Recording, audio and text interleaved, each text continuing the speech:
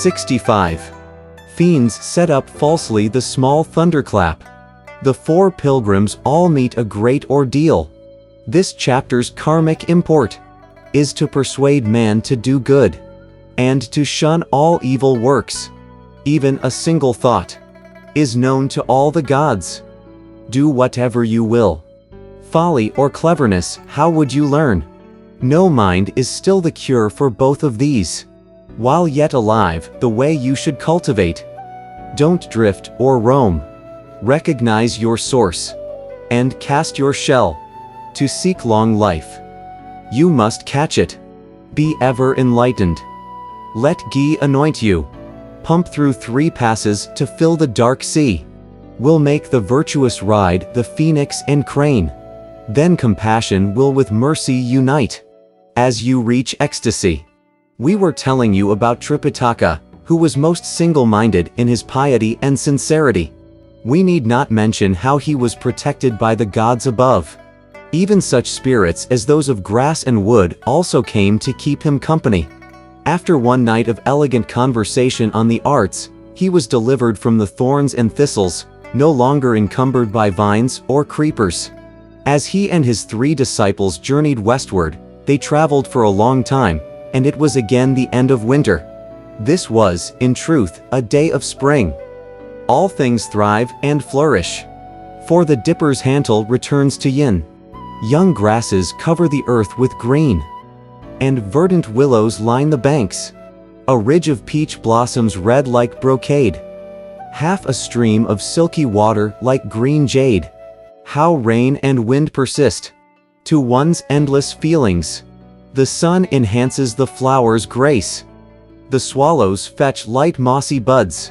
Like Wangwei paintings the mountains dark and light. Birds chatter with the sharp tongue of Jizi.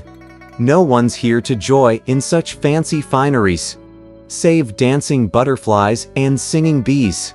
Master and his disciples proceeded with the slow trotting of the horse, enjoying themselves all the while by searching out the fragrant flowers and treading on the green meadows.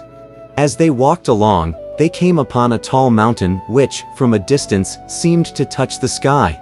"Wukong?" said Tripitaka, pointing with his whip. "I wonder how tall that mountain is. It seems that it is actually touching the blue sky, or it may have even punctured the azure heavens." Pilgrim said, "I remember 2 lines of an ancient poem that say, 'Only the sky remains high above. No mountain can equal its height.' These 2 lines are trying to describe the extreme height of one particular mountain, such that no other mountain could be compared with it. But how could a mountain actually touch the sky? If it did not," said 8 Rules, "then why did people call Mount Kunlun the Pillar of Heaven?" Pilgrim replied, "Don't you know the old adage? Heaven was not filled in the northwest.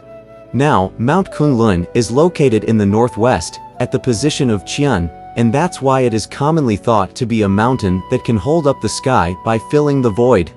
Hence the name, Pillar of Heaven." "Elder brother," said Sha Monk, laughing, "don't give him all these nice explanations. When he hears them, he will try to outsmart someone else. Let's get moving. When we've climbed the mountain, then we'll know how tall it is." Our idiot tried to lunge at Sha Monk to smack him, and as the 2 of them tangled while proceeding, the old master urged the horse into a gallop. In a moment, they drew near to the mountain cliff. As they ascended the mountain step by step, what they saw was a forest where the wind was howling, a brook where the water was gurgling. No crow or bird flew over this mountain. Even immortals might say, "It's hard. 10,000 cliffs and ravines. A million twists and turns. No man reaching this place of churning dust. No end the sight of strange, ghostly rocks. Clouds at some spots seemed like shimmering pools. Trees everywhere filled with birds' raucous calls. Deer left, holding agaric.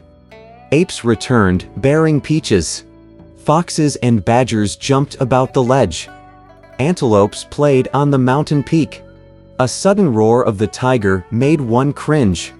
as striped leopards and gray wolves barred the road. The moment that Tripitaka caught sight of this, he was terrified, but Pilgrimson displayed his vast magic powers. Look at him with his golden hooped rod. He gave one shout, and all those wolves, tigers, and leopards scattered. Opening up a path, he led his master straight up the tall mountain. After they passed the summit, they descended westward until they reached a plateau, where they suddenly came upon rays of divine light and strands of colored mists.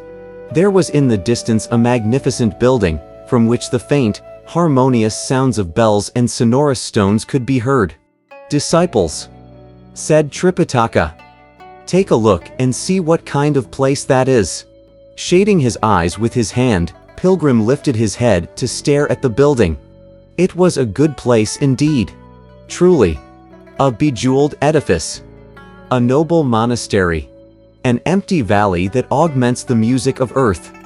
A quiet place that diffuses nature's fragrance. Verdant pines, rain-soaked, shroud the tall towers. Green bamboos, cloud-wrapped, guard the lecture hall. Lights radiate from this distinctive dragon palace. Colors flutter around this Buddhist domain. Scarlet rails and jade portals. Painted pillars and carved beams. Sutras explained, incense fills the seats. Mysteries exposed, the moon lights up the screens. Birds sing within the scarlet trees. Cranes drink at the pebbled brook. Flowers bloom everywhere in this Jetavana park. On three sides, Sravasti light spills through open doors. Doors of rugged buildings face the mountain range.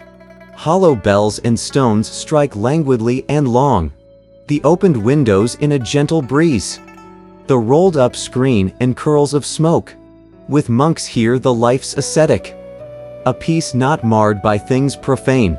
Truly a place divine which the world can't touch.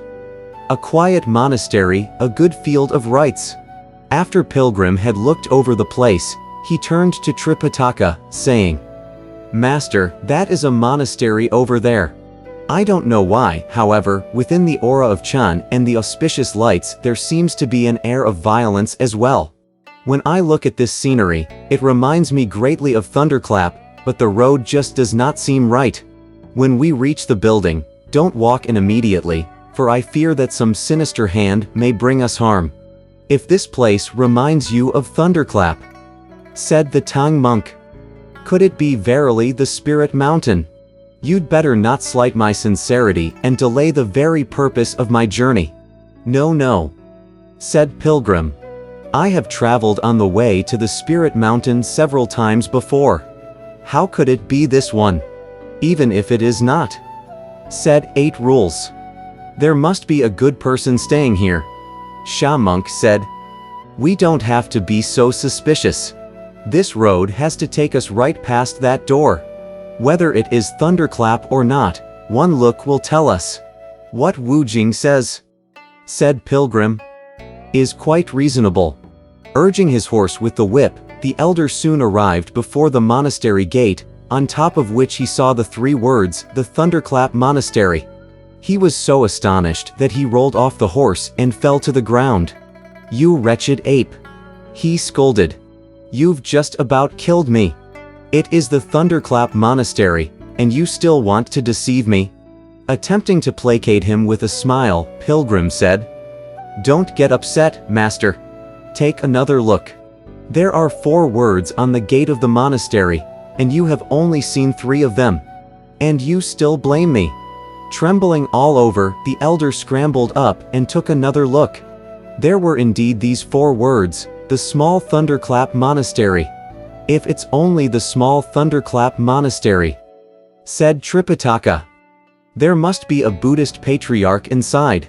The sutras mention some 3,000 Buddhas, but I suppose they can't be all in one place.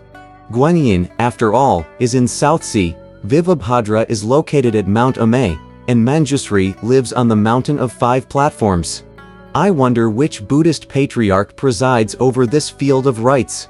The ancients said, with Buddhas there are scriptures. Without temples there are no treasures. We should go inside. You shouldn't, said Pilgrim. This place portends more evil than good. If you run into calamity, don't blame me, even if there's no Buddha," said Tripitaka. "There must be his image. This disciple has made a vow that I shall bow to Buddha whenever I encounter him. How could I blame you?" Whereupon he ordered 8 rules to take out his cassock. After he changed into his clerical cap and tidied his clothing, Tripitaka strode forward. As they walked inside the monastery gate, they heard a loud voice saying, "Tang monk, you came all the way from the land of the east to seek an audience with our Buddha. How dare you be so insolent now?" On hearing this, Tripitaka at once prostrated himself. 8 rules, too, kowtowed as Sha monk went to his knees. Only the great sage, however, led the horse and remained behind, picking up the luggage. When they went inside the second door, they came upon the great hall of Tathagata. Outside the great hall door and beneath the treasure throne stood in rows the 500 arhats, the 3,000 guardians of the faith, the 4 great diamond kings, the mendicant nuns, and the upasakas, along with countless sage monks and workers. Truly, there were also glamorous fragrant flowers and auspicious rays in abundance. The elder, 8 rules, and Sha monk were so overcome that they touched their heads to the ground with each step they took, inching their way toward the spirit platform. Only Pilgrim remained boldly erect. Then they heard another loud voice coming from the top of the lotus throne, saying, "You, Sun Wukong, how dare you not bow down before Tathagata?" Little did anyone expect that Pilgrim would look up and carefully scrutinize the one who spoke.